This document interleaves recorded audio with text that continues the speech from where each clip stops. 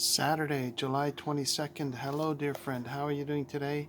I finished this book by Richard Feynman, um, The Character of Physical Law.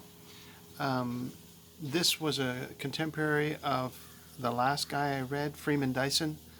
And the book is, you can't compare the two books. This is simply a series of his lectures that have been transcribed, and they may have been entertaining in person. In fact, you can go on YouTube and see a number of his live lectures that were recorded on video, and the audience seems to be engaged and entertained and so on.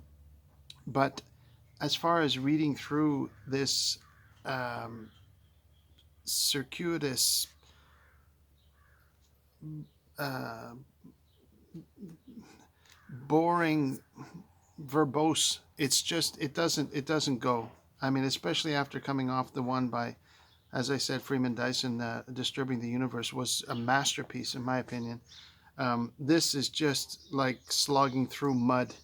It doesn't say anything. It doesn't say anything new. The only thing, um, uh, uh,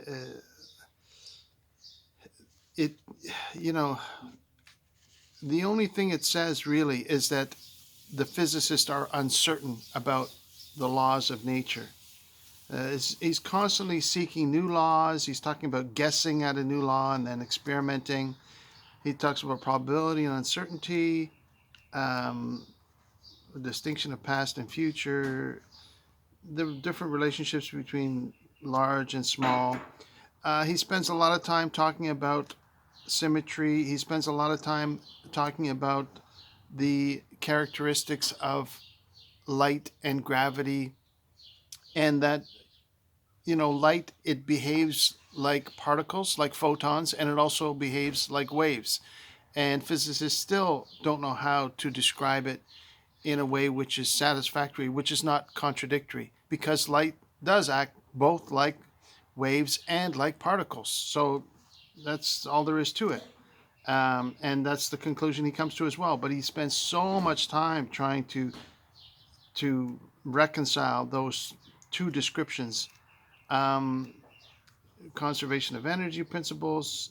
There's nothing really in here that is earth-shattering or groundbreaking or at all radical or interesting. I mean, it would be interesting to a high school physics student, and beyond that, that's it's just dead. So that's the end of that. Um, there's nothing more I can say about that without wasting my time and without wasting your time. So we'll move on. We'll find the next book. Before I go, I just thought I'd mention something that I thought of today, and I was thinking about the first few words from John, right? When it says, "In the beginning was the Word was with God, and the Word was God." And this "in the beginning," of course, it parallels Genesis 1 that talks about in the beginning. And, this idea of language, the ability to speak, the ability to have self awareness. Rene Descartes tried to make the most fundamental statement by saying, "I think, therefore I am." And I just want to modify that for my own self satisfaction, not to try and be profound or not to try and, you know, present you with some kind of earth shattering revelation. No, not that at all. I just was thinking out loud, and I was thinking that it's not "I think, therefore I am." Animals think, animals have consciousness, but they don't have self awareness. Self awareness only comes by being able to say, "I think," or "I am," right? The, the statement is, "I am able to think." "I am" is the foundational statement, right? This is even the description that Jehovah used in the Old Testament. He says, "I am the great I am," right? And so it's not "I think, therefore I am." I think means, that entity has consciousness. but it's more of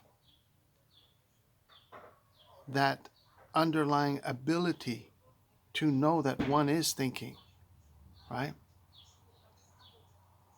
I am aware, therefore, and fill in the blank.